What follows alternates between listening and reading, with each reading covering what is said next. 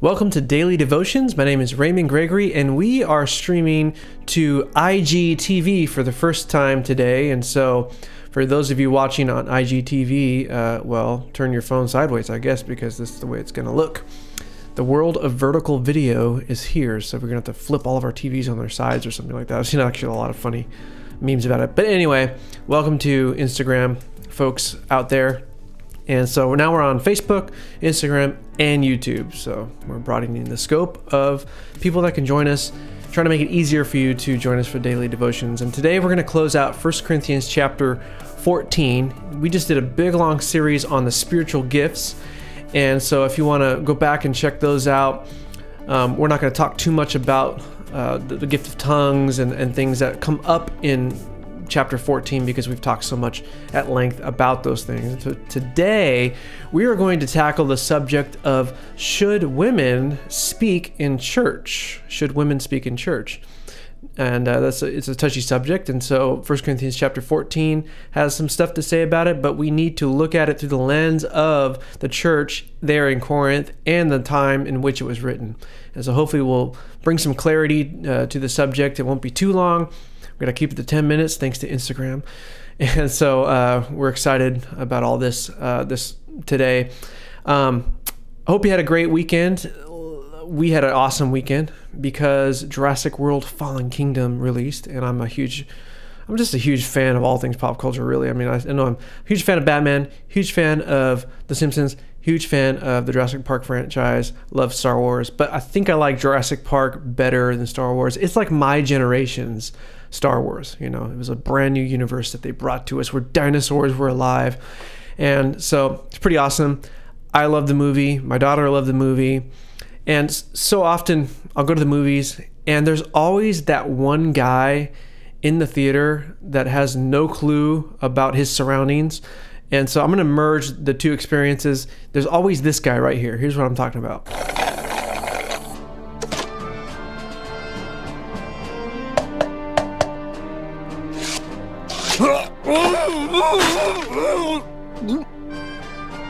Oh, this movie's too complicated.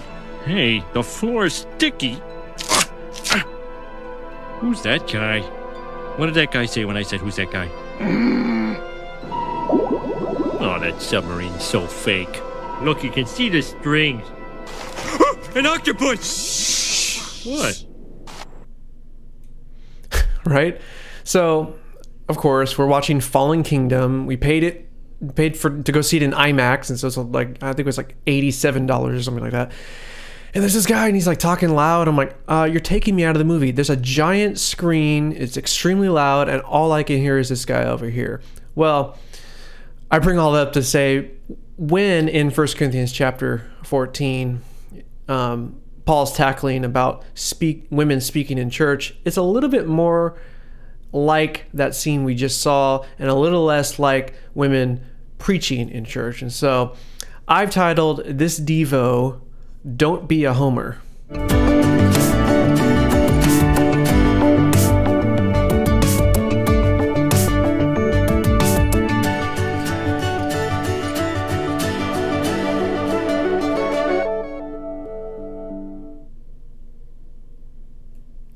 Okay, so we'll be in 1 Corinthians chapter 14, and we'll be starting in verse 34. But just to kind of preface this, I was asked recently, what are your views about women pastors? What are your views, according to the scriptures, about women speaking in church? Because it seems like it's happening a lot more today than it ever has. And I think there's a lot of things that come into play. And so I'm going to tackle a lot of those in another Devo, probably a question and answer Devo that we do every other Friday. But it remains to be seen that there are many women pastors popping up all over the place, and there are a lot of great women speakers speaking at conferences, speaking at different churches. There's a lot of pastors that have their wives speak, and so some people are on one side of it and saying the scriptures say that women should never speak in church, and then the other side of it, like, man, that's like old school. We're in a new age. This is okay. And so there's a little bit of infighting there. And so today I wanted to address specifically, should women speak in church as pertains to 1 Corinthians chapter 14. And so we're going to read, and then I'll give you a little bit of my thoughts as I've studied through it. And so we're going to read in the New Living Translation, 1 Corinthians 14:34. It says this: Women should be silent during the church meetings. It is not proper for them to speak. They should be submissive, just as the law says. If they have any questions, they should ask their husbands at home, for it is improper for women to speak in church meetings. Okay, let's stop there. That's a whole lot right there in those, 2 verses, 34 and 35. I'm going to read it again. Women should be silent during the church meetings. It is not proper for them to speak. They should be submissive, just as the law says. If they have any questions, they should ask their husbands at home, for it is improper for women to speak in church meetings. Okay, so all throughout 1 Corinthians chapter 14, Paul is talking about the importance of prophecy in the church. And he kind of lays a groundwork. There should be somebody who sings. There should be somebody who teaches. There should be several people who prophesy. And for the edification of the body, there should be somebody that speaks in tongues and somebody to interpret it. And so he's laying out kind of how a gathering or a church gathering would be for the church there in Corinth. Well, why would he even need to lay all this out? Well, because he already had traditions, as in the Jewish culture, they would go to synagogue.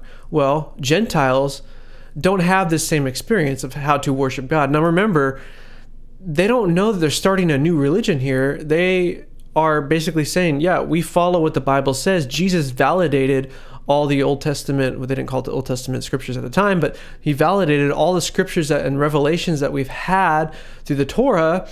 And now we bring to you the fulfillment of all these things. And so it's not like they're like, okay, well, now we got to figure out how are our new religion church meetings going to go. No. So he's teaching the Gentiles there how to have church the way Jews have church. And so how do Jews have church?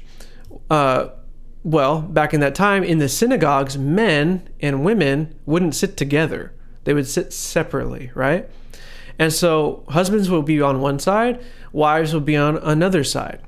And so when Paul is saying women should be silent during church meetings, it is not proper for them to speak, they should be submissive just as the law says. If they have any questions, they should ask their husbands at home. Okay, so you shouldn't ask questions in church, you need to ask your husbands at home. Well, because in this time, since they're separated, the Greek word for speak that he's using here is lelio or laleo, which translates out like roughly to talk or question, to argue, or to profess, or to chatter, right? So imagine that scene we just watched with Homer in the movie theater there. That's a little more the picture that Paul is painting. You shouldn't yell across the synagogue to your husband to ask a question about what's happening. Wait till you get home. And so basically, Paul is saying women, because the way that the synagogues were set up, the way they had church back in those times, shouldn't disrupt the church service by yelling across or arguing or questioning or professing or chattering within the church service. So he's not saying that women shouldn't get up and prophesy or pray in public, because if you remember in previous chapters, he said it's completely okay for women to get up and prophesy and to pray in public. So why would he contradict himself? Well, he's not contradicting himself. He's talking about going to church as pertains to going to Jewish synagogues. So basically, he's saying you could put that word lelio in there instead of speak. They are questioning or arguing or yelling across the synagogue to their husband. So hopefully that clears a little bit of that up for you.